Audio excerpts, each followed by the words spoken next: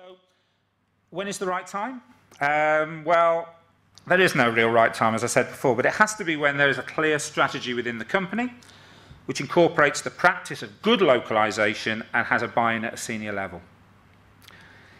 E-commerce localization is not actually a game, it's a serious business. It's not an afterthought, it has a direct impact on your online trading, and many companies are still failing to measure the impact of poor localization. Now, in order to build the right strategy, you have to ask the question, should I be engaged in translation services and localization services locally, or should I do it centrally? And it's a very good question to ask here.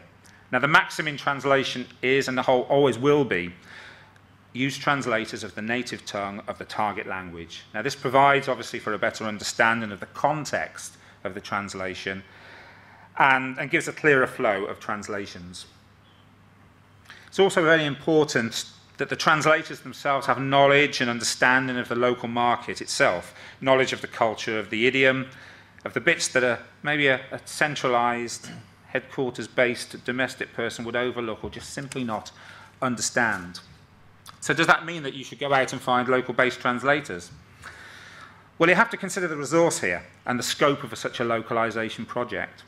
If you're looking for single translations for small e-commerce sites, then yeah, maybe it's the right idea to go about it that way. At Premier Language, we're actually involved in translation projects numbering hundreds of commerce pages, created from content which may be reused, repurposed, even user-generated. And often there's a requirement to provide multiple sequential translations, so English into French, into German, and sometimes it's parallel translations as well. So it's complex, and it requires a central management of translators.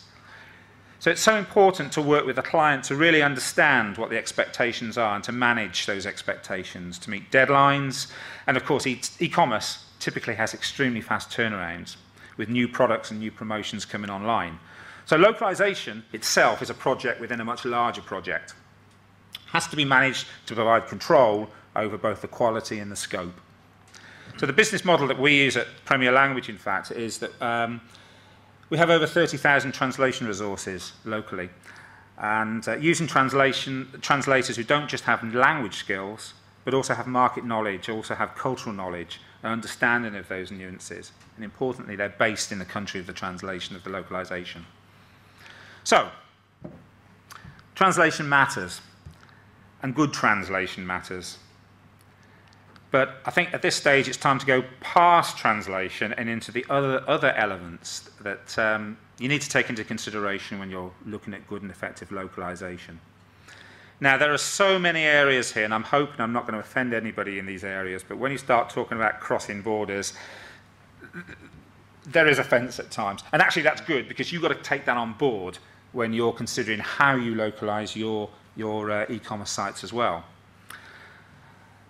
Let's have a look at some of these. Well, images, videos, brands, logos. Yeah, we all use them. We need them. They're important for our business. But they don't necessarily travel well. You know, we're into the area of the faux pas now. We're into the areas where there are great anecdotal stories of companies making errors that you see them now on YouTube, and you see them if you search Google, and they're quite funny. They're not for the companies who are considering their bottom line, though.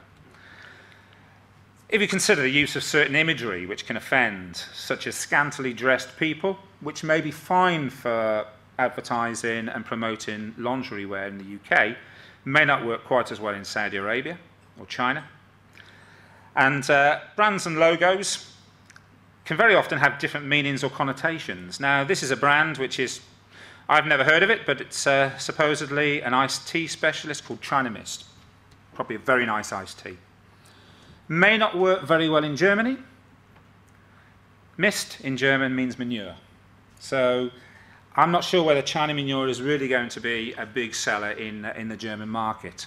So maybe a little bit of work on the branding there may improve success in that market. It has to be taken into consideration. Colour schemes. They may serve well in one locale, but they don't work in others. A lot of wedding gift sites, a lot of wedding-related sites are very often in red, or maybe a pastel red, you know, hearts, lovey-dovey, all that kind of good stuff. And it looks good and it works in the European markets. Try it in South Africa. Red is the colour of death and mourning. may not be what you're looking to promote on your e-commerce website. Dialect can matter too, along with colloquialisms. I don't know whether anybody remembers here, but I'm actually going to talk now about a translation which a lot of people don't talk about, which is American English into English. Some years ago, it may not be that many years, McDonald's ran an advertising campaign on the TV about their 99p offers that they had, their 99p meals. And they promoted it by having a big pound, a pound sign, a pound. They said, yeah, a pound, otherwise known as a quid, also known as a bob. That's what they said, because that's what their marketeers had told them. Now, if anybody's old enough in here, they'll know that a bob is actually an old 5p piece. So if you went into McDonald's with an old 5p piece, you may get yourself a 99p offer, I don't know. It didn't last long, that campaign. I think it lasted a week and it had gone. But it just shows you that sometimes you have to think very carefully about even an American English to a UK English campaign, or vice versa. It's a picture I took off an American e-commerce website. Now, that's advertised on the site as being a plaid vest. Now, if I was looking to buy some decent lingerie for my wife, and I might want to buy her a sexy vest, I don't think she'd be too impressed if I came home with that. Vice versa. I might go onto that website, and I might be looking for a nice outdoor tartan jacket for my wife, because as far as I'm concerned, that's what that is.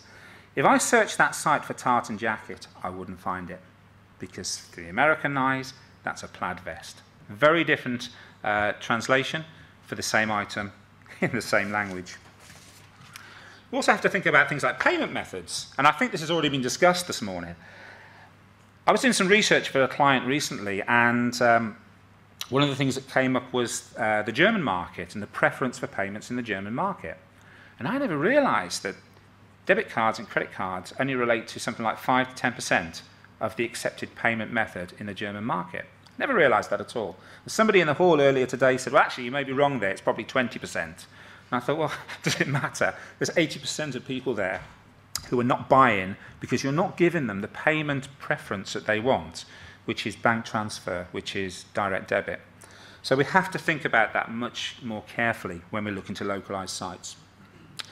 And other areas like dates, times, sizes, we might not think too much about it. But let's say, for instance, we have a promotion in a certain country which is going to end on 09/12/2011, and I might think, that's great, I'll buy that, it's a good price, it goes on until the 9th of December.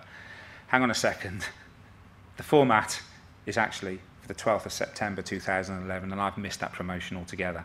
So we have to think about that. How do we change, how do we convert, and how do we manage those processes in different countries?